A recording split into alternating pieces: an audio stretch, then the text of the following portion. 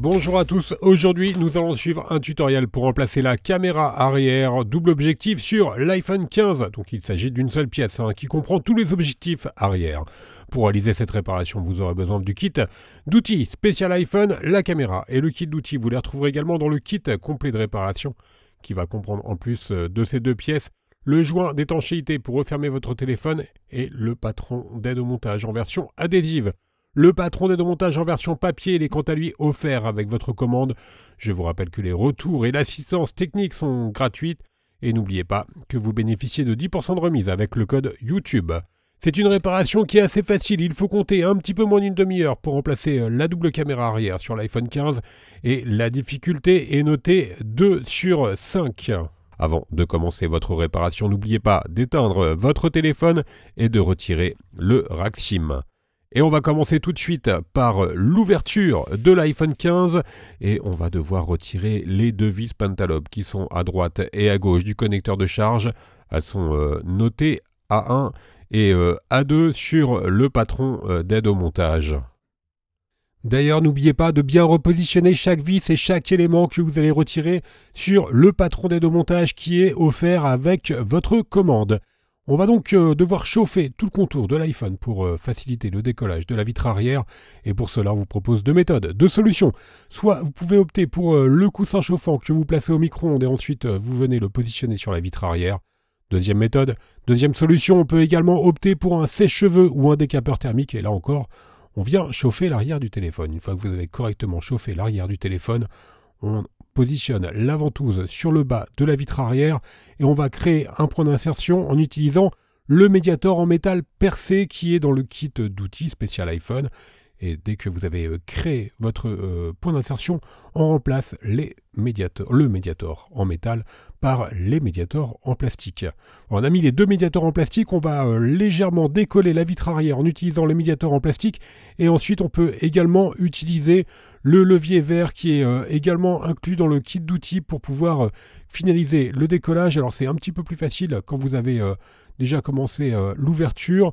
Voilà, on remplace notre médiator par le levier vert et on va ainsi faire glisser le levier sur tout le contour de la vitre arrière. Alors vous faites attention, la vitre arrière elle est toujours connectée sur la droite via la nappe de recharge par induction que l'on va pouvoir déconnecter dans la prochaine étape.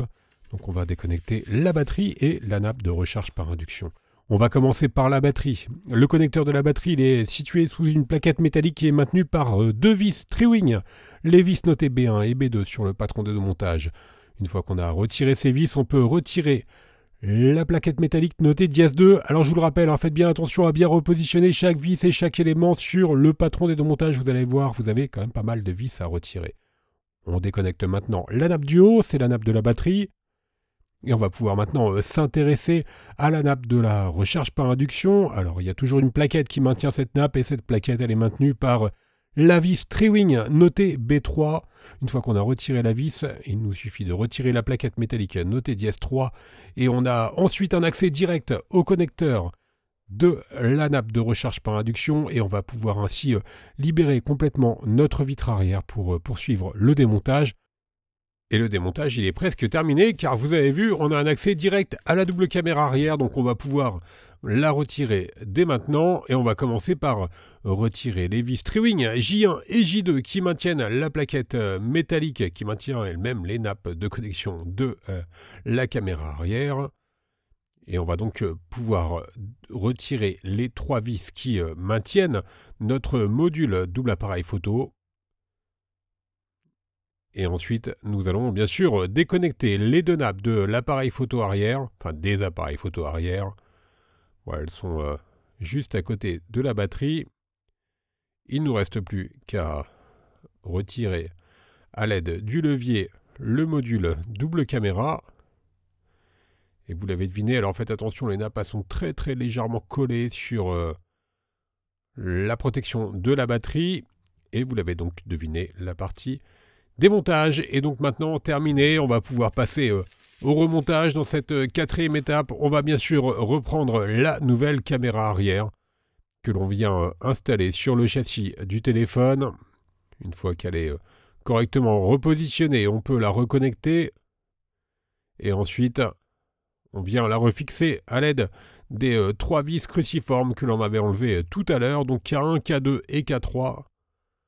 Et il n'y a pas de réelle difficulté. Au niveau de la réparation, vous avez vu, c'est quand même relativement simple.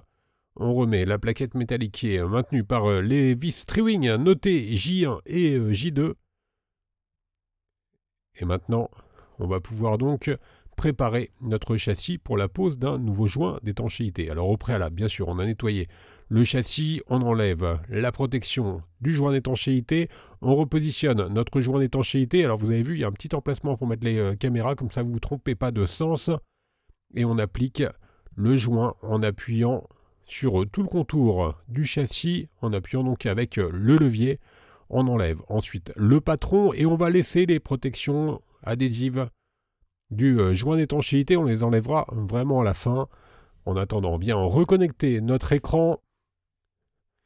Et bien sûr, ensuite, en tout dernier, la batterie. Avant cela, on vient remettre la plaquette notée DS3 qui est maintenue par la vis B3.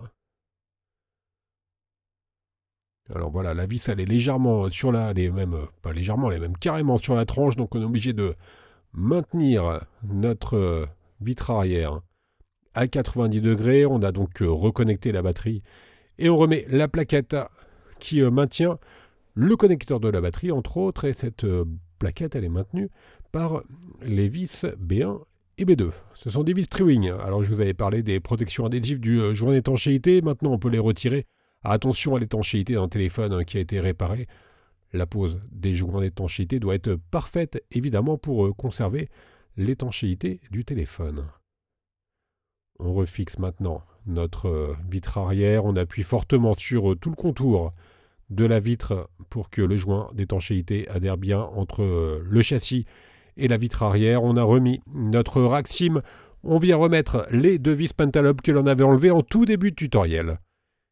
Et elles sont notées A1 et A2 sur le patron des 2 montages. Voilà pour les 2 dernières vis.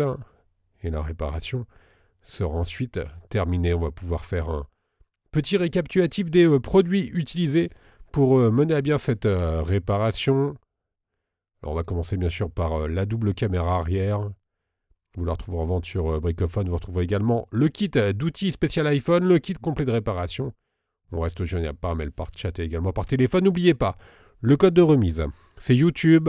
Il a rentré tout en bas dans la page panier. Il vous permet de bénéficier de 10% de remise sur la totalité de votre commande. Vous nous retrouverez bien sûr sur les différents réseaux sociaux. Quant à moi, je vous laisse avec un lien direct vers la pièce détachée. Merci à tous et à bientôt pour de nouvelles réparations.